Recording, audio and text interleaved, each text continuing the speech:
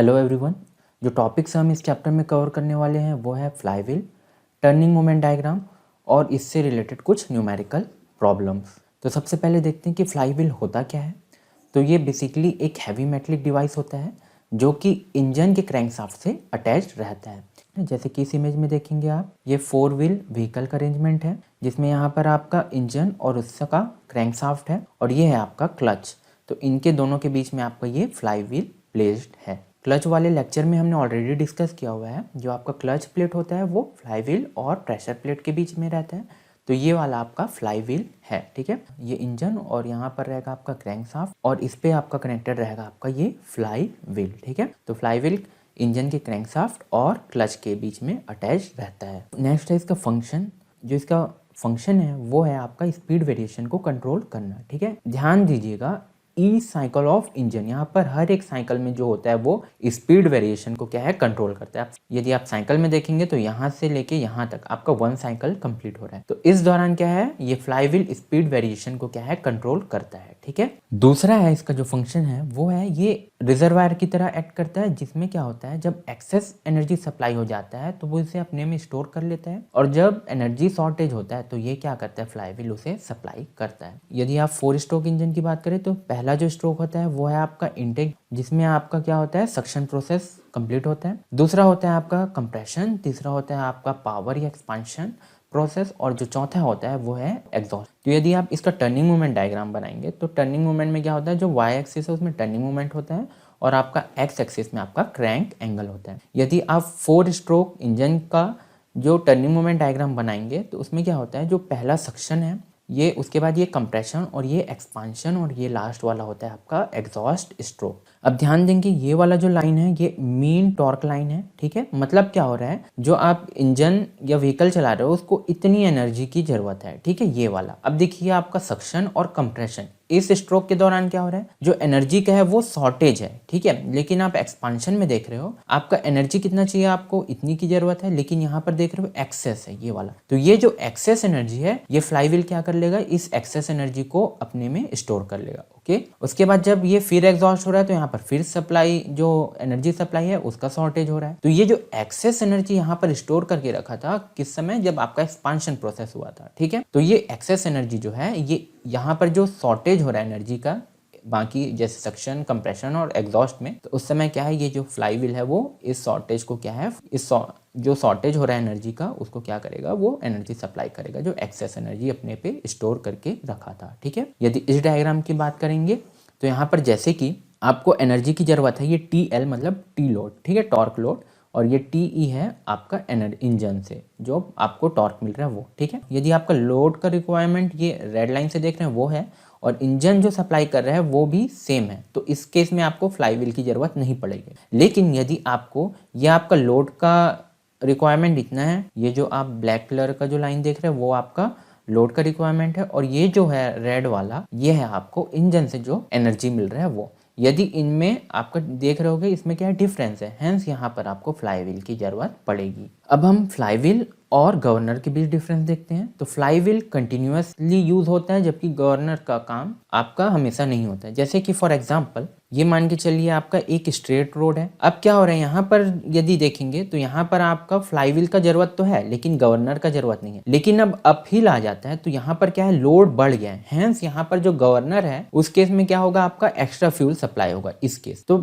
आप देख रहे होगे यहाँ से लेके यहाँ तक फ्लाईव्हील का तो कंटिन्यूसली यूज है, लेकिन जब आप स्ट्रेट रोड में जा रहे हो तो इस समय यहाँ से यहाँ तक, ठीक है, इस ड्यूरेशन में आप बोल सकते हो गवर्नर की जरूरत नहीं है। लेकिन जब अपहिल में फिर से क्या होगा, आपका लोड बढ़ जाएगा, हेंस यहाँ पर क्या होगा, इस समय यहाँ से यहाँ आपका फ्यूल सप्लाई ज्यादा लगेगा, तो वो क्या करेगा, गवर्नर वहां पर एक्ट करेगा। तो यदि आपका स्ट्रेट रोड है तो वहां पर क्या है, फ्लाईव्हील काम करेगा, ठीक है। यदि जैसे कि ये स्ट्रेट रोड और यहाँ पर अपहिल है तो यहाँ से लेके यहाँ तक फ्लाईव्हील कंटिन्यूअसली काम करेगा, ठीक है, यदि 4 स्ट्रोक इंजन की बात कर रहे हो। लेकिन यदि आप गवर्नर का बात करो तो यहाँ से लेके यहाँ तक गवर्नर की जरूरत नहीं है, लेकिन जैसी यहाँ पर क्या हो रहा है, आपका अपहिल आ रहा है तो इस समय क्या होगा, आपका लोड बढ़ जाएगा, हेंस एक्स्ट्रा फ्यूल की जरूरत पड़ेगी जो कि गवर्नर क्या है उस समय एक्ट करेगा। तो जैसे कि आपका ये इंजन है और ये लोड रिक्वायरमेंट है। तो यहाँ पर देख रहे होगे लोड का रिक्वायरमेंट और जो इंजन से जो आपका एनर्जी सप्लाई हो रहा है वो सेम है। तो इस केस में आपको फ्लाईव्हील की जरूरत नहीं है। लेकिन इस केस में देख रहे होगे आप,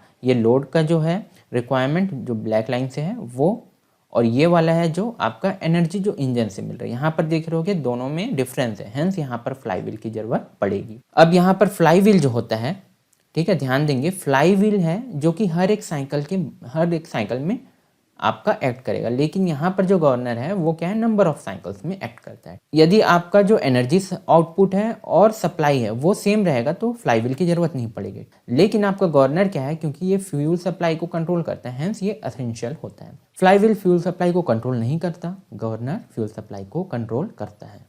उसके बाद है नेक्स्ट है आपका टर्निंग मोमेंट डायग्राम। तो टर्निंग मोमेंट डायग्राम क्या होता है, टर्निंग मोमेंट और क्रैंक एंगल के बीच जो आप ग्राफ प्लॉट करते हो उसी को ही आप टर्निंग मोमेंट डायग्राम बोलते हो। तो यहाँ पर टर्निंग जो मोमेंट रहेगा वो आपका वाई एक्सिस में रहेगा और जो आपका एक्स एक्सिस में रहेगा वो आपका क्रैंक एंगल। यदि आप 4 स्ट्रोक इंजन की बात करें तो जो पहला स्ट्रोक होता है आपका सक्शन, दूसरा होता है कंप्रेशन, तीसरा होता है पावर या एक्सपांशन और चौथा होता है एग्जॉस्ट। अब इसका आप टर्निंग मोमेंट डायग्राम बनाएंगे तो जो पहला है सक्शन स्ट्रोक तो उसमें कुछ इस तरीके का बनेगा। फिर कंप्रेशन में आपका निगेटिव लूप इसलिए क्योंकि यहाँ पर पावर आपको सप्लाई करना पड़ेगा, ठीक है। लेकिन एक्सपांशन में क्या होता है, आपको पावर मिलता है। तो ये वाला इतना आपको रिक्वायरमेंट है लेकिन ये एक्सेस है। तो ये एक्सेस क्या है, फ्लाईव्हील के द्वारा क्या है, स्टोर कर लिया जाता है। फिर एग्जॉस्ट स्ट्रोक में आप देख रहे हो यहाँ पर क्या हो गया, निगेटिव लूप बन रहा है। यहाँ पर आपको एनर्जी को सप्लाई करना पड़ेगा, ना कि एनर्जी जनरेट होगा। तो ये था आपका टर्निंग मोमेंट डायग्राम। उसके बाद है साइकिल और फ्लक्चुएशन ऑफ एनर्जी। तो जैसे कि यहाँ पर साइकिल की बात करें तो यहाँ पर ये जो वेव्स बने हैं, यहाँ से यहाँ का जो एम्पलीट्यूड है, यहाँ से लेके यहाँ तक आप फर्स्ट साइकिल बोलोगे, फिर यहाँ से लेके यहाँ तक आप सेकंड, और ये फिर कंटिन्यूसली आप ये ड्रॉ करोगे तो वहाँ पर थर्ड फोर्थ सब्सिक्वेंट साइकिल बनते रहेंगे। अब यहाँ पर हम एक कंसिडर करते हैं मल्टी सिलेंडर इंजन। तो ये आपका मल्टी सिलेंडर इंजन का टर्निंग मोमेंट डायग्राम है। तो यहाँ पर लेट कंसिडर करते हैं जो ए पॉइंट है, ये यहाँ पर जो एनर्जी है, काइनेटिक एनर्जी, वो ई नॉट है, ठीक है, ई नॉट।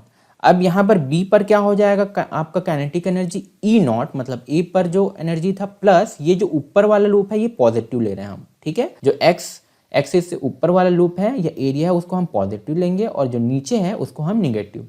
तो यहाँ पर बी पर एनर्जी क्या हो जाएगा आपका ई नॉट, जो ए पर एनर्जी था, प्लस ये जो 52 है, तो आपका बी पर इतना एनर्जी होगा। अब सी पॉइंट पर एनर्जी कितना होगा, आपका ई नॉट, ए पर जो एनर्जी था, प्लस यहाँ पर वाला ऊपर वाला और ये फिर माइनस 124 सॉरी। तो यहाँ पर सी पर क्या हो जाएगा, ई नॉट प्लस 52 क्योंकि ये ऊपर वाला एरिया था, और माइनस 124 क्योंकि ये नीचे वाला एरिया था, is equal to E naught minus 72 मिलेगा। सिमिलरली आपको डी पर भी वैसे ही, ई एफ जी एच पर भी आप ऐसी ही एनर्जी कैलकुलेट कर सकते हो, ठीक है। अब इसमें से आप देखेंगे तो सबसे ज्यादा एनर्जी कहाँ पर है, तो सबसे ज्यादा एनर्जी आपको मिलेगा बी पॉइंट पे, ठीक है।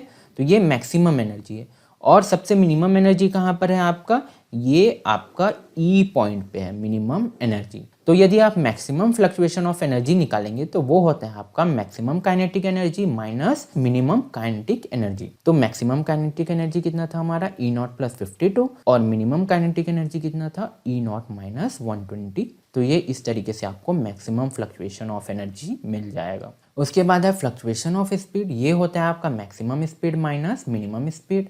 और इसके बाद coefficient of fluctuation of speed, जिसे हम के से डिनोट करेंगे, ये होता है आपका maximum fluctuation of speed divided by mean speed. हम मीन स्पीड को ओमेगा से डिनोट कर रहे हैं। इसके बाद है आपका relationship between maximum fluctuation of energy and coefficient of fluctuation of energy, ठीक है। तो सबसे पहले जैसे कि आपको मैक्सिमम फ्लक्चुएशन ऑफ एनर्जी पता है, जो कि होता है आपका maximum energy minus minimum energy. Kinetic energy का फॉर्मूला होता है हाफ एम वी स्क्वायर। तो यहाँ पर आपका m है वो I से रिप्लेस हो रहा है और v है वो ओमेगा से रिप्लेस हो रहा है। तो ये है आपका मैक्सिमम और ये वाला है मिनिमम। अब यहाँ से हाफ और I को कॉमन निकाल लीजिए। अब इसमें क्या करेंगे, a square minus B square का फॉर्मूला लगा लीजिए, तो आपको कुछ ये वाला इक्वेशन मिलेगा। उसके बाद आप क्या करेंगे, इसमें से आप जो है ये जो 2 है इसको अंदर रखेंगे, तो ये वाला जो टर्म हो जाएगा, हम इसको रिप्लेस कर रहे हैं ओमेगा से, मीन स्पीड से। अब इस इक्वेशन में आप क्या करेंगे, मल्टीप्लाई और डिवाइड करेंगे ओमेगा से। तो अब यहाँ पर ये सिंप्लीफाई करेंगे तो आपको कुछ इस तरीके का मिलेगा। और ये वाला जो टर्म है इसको हम रिप्लेस कर रहे हैं के से। के है आपका coefficient of fluctuation of speed. ये जो रिलेशन है आगे हम कुछ न्यूमेरिकल सॉल्व करेंगे तो उसमें इस रिलेशन का यूज होगा। अब जो फ्लाई व्हील है वो दो तरीके से होता है, रिम टाइप और डिस्क टाइप। रिम टाइप में आपका फॉर्मूला रहेगा I=mr² और डिस्क टाइप में रहेगा आपका mr² डिवाइडेड बाई 2। तो ये कुछ फॉर्मूलाज हैं, इन फॉर्मूलाज का यूज़ हम आगे न्यूमेरिकल सॉल्व करेंगे उसमें हम यूज़ करेंगे। तो पहला था आपका फॉर्मूला है जो मैक्सिमम फ्लक्चुएशन ऑफ एनर्जी का है, दूसरा है coefficient of fluctuation of energy, तीसरा जो फॉर्मूला है वो है मैक्सिमम फ्लक्चुएशन ऑफ स्पीड, चौथा है आपका coefficient of fluctuation of speed, उसके बाद है फिफ्थ है आपका मीन स्पीड का, और लास्ट वाला है मोमेंट ऑफ इनर्जी। इन सब फॉर्मूलाज का हम यूज़ आगे जो न्यूमेरिकल सॉल्व करेंगे उसमें यूज़ करेंगे।